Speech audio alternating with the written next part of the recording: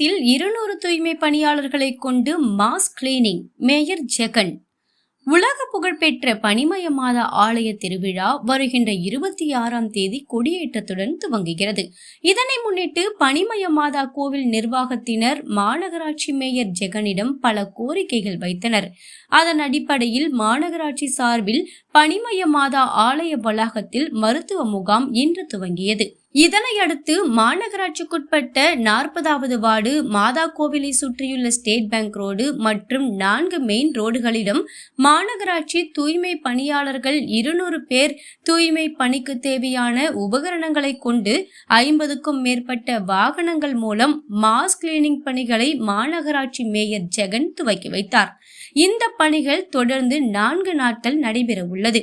மாதா கோவில் திருவிழாவை முன்னிட்டு கோவிலை சுற்றி உள்ள குப்பைகள் மற்றும் கட்டிட கழிவுகளை முழுமையாக அப்புறப்படுத்தப்பட உள்ளது.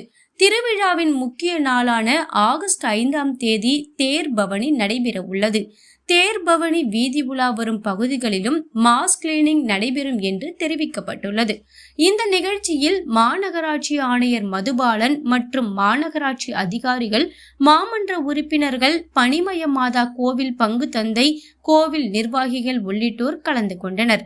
ஒரே நேரத்தில் 200 பேர் மாஸ் கிளீனிங்கில் ஈடுபட்டது அப்பகுதியில் பரபரப்பாக பேசப்பட்டு வருகிறது.